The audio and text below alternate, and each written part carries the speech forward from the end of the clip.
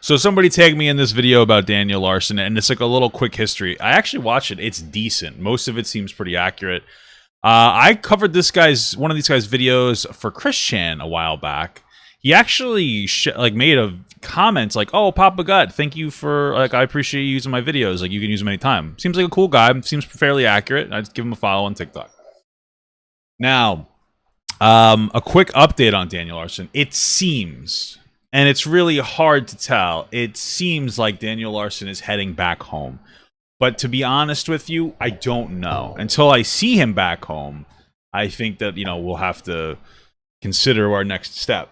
Because the thing is that it seems now, after his managers and the people around him that were manipulating him and harassing him into doing worse things, it seems like they're in overdrive mode. They're in cleanup mode.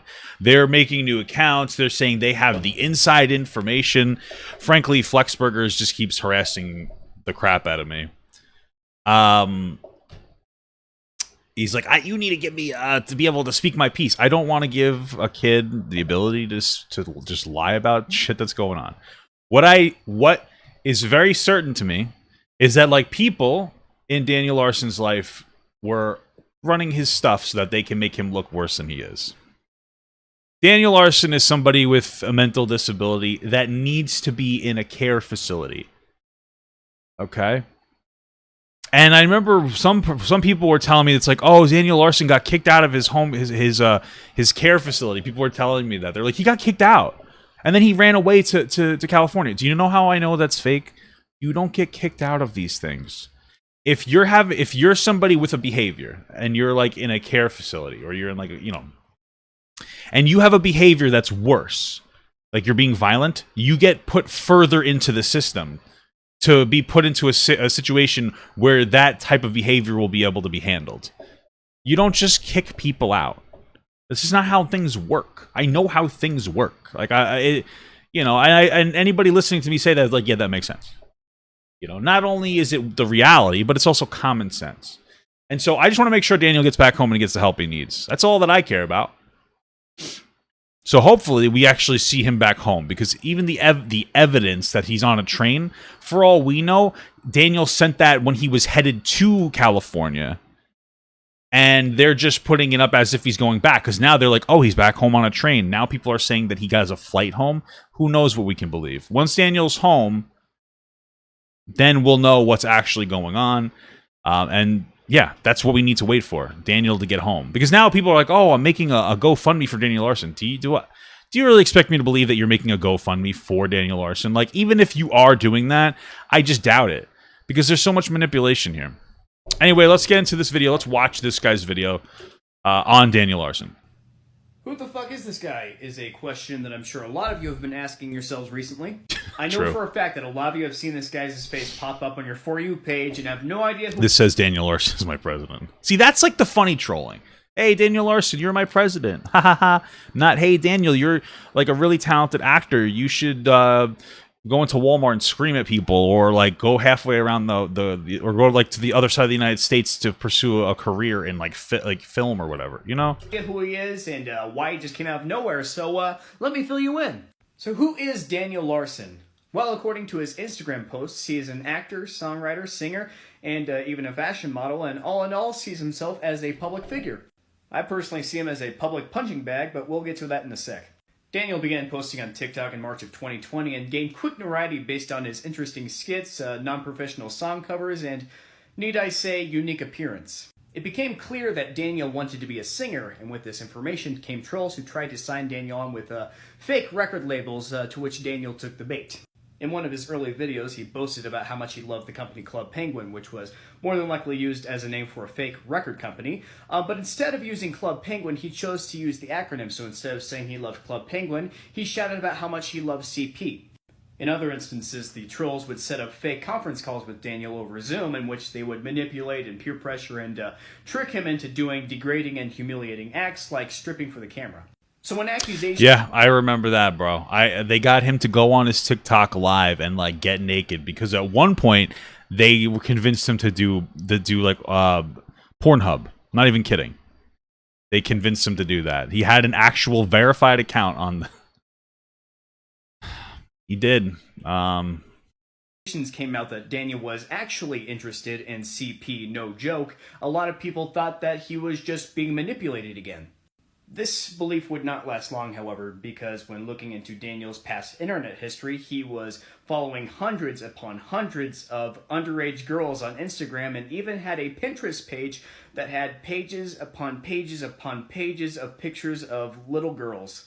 So for that one, my understanding, first of all, the hundreds and hundreds seems to be a gross exaggeration. But the understanding is that, like, so what happened is Daniel Larson had managers who ran all of his accounts. That's my understanding. And so, like, what they would do is they would, like, make his TikTok history live and then put, like, a bunch of girl pictures. Or they would make his Instagram, like, you could see his Instagram, and they'd like a bunch of, like, follow a bunch of female accounts. Or they would go on his Pinterest and they would follow a bunch of girls on his Pinterest to make it look like he was attracted to young girls. Now, there might be some truth to it, right? Because this is the thing. Because one person claims, like, oh, he was already liking pictures of younger girls, but they just made it worse so they make it funnier. Like, that was their perspective. The thing is, Daniel Larson is somebody who needs to be in the system, that needs to be, like, when you're in public, needs to be visual, always visual. You know what I mean? Like, always have a visual sight of Daniel Larson and don't let him interact with people. That's it. You know what I mean? And honestly, everything he does, it doesn't even really indicate to me that he likes kids. Right? Like, so he's constantly hitting on Grace Vanderwall and Darcy Lane, right? Which is inappropriate because, like, he's 22 and they're 17 and 16. And it's inappropriate. We understand this because we have, like, the full ability to think critically. Daniel Larson doesn't. He has a diagnosed disability. So to him, what's happening is he sees girls and, like, he thinks that it's appropriate to talk to them. And then, again, his, like, managers get him to do things like hump the floor going, oh, Grace, oh, Darcy, right? Because he thinks he's just sending it to them, but he's really not, right? Because he doesn't have control of his TikTok. He's not posting those on TikTok. He's not, right? This is his managers doing it. But then when people are like, you see the newer narrative, right? Is like Daniel's like, oh, me and Grace Vanderwall are going to be dating in a year. Me and Grace Vanderwall are going to be dating in a year. Well, why is he saying that? He's saying that because he's getting through to him that, like, he shouldn't be talking to anybody under the age of 18. And so, like, in his mind, he's doing the right thing. Do you understand? I don't think that he's somebody that would be attracted to kids. Now, maybe he is. But again, this is somebody who needs to be put in a facility and get help. There's no evidence to suggest that he's harmed a kid. So it's not like... It's really just one of those scenarios where a lot of people don't understand how... My understanding is he has autism. People with autism act. People with diagnosed autism, necessarily diagnosed autism, that are in treatment facilities, right? Like, there are people who are diagnosed with autism nowadays that don't need treatment. We're talking about somebody who clearly needs treatment. So, once this information gained notice, Daniel followed this up with several videos on his TikTok in which he admitted to it being true and that the accounts were his and that he would do certain things with these photos, but that it was all okay because he was a changed man now. I did remember hearing that. So, like, there probably is truth to him doing things with those photos. Or it's possible that his managers manipulated him into saying this apology. I mean, honestly, we don't even know anymore. Because think about it. If you were... So Daniel Larson thinks he's a celebrity with managers, right? So something hits. The first thing he said was the allegations aren't true. Did he have explicit photos? There's absolutely no evidence that he had any explicit photos. If I was a manager and I was trolling Daniel Larson, I'd be like, "Hey, Daniel, maybe you should just admit to them and say that you're through it, so everybody believes." You know what I mean? It's possible. We don't really know.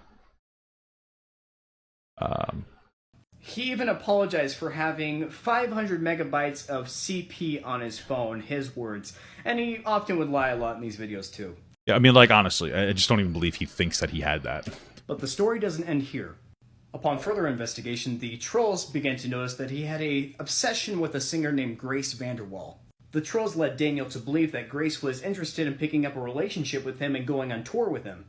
Eventually, his fans and trolls ganged up on him to tell him that Grace was dead to try to milk a reaction out of him, which they got. He ran around to different stores screaming Grace Vanderwall was dead. He had a public meltdown. If you go to any one of his videos, you can see his trolls and fans still trying to reinforce this idea and trying to get a reaction out of him. Daniel has parallels to this case in which he has a group of people following him and trying to convince him that he's the president of the United States and that he's going on a date with Grace and he's signing onto record labels and all this nonsense. Oh, and once these guys were called out, they privated their fucking page.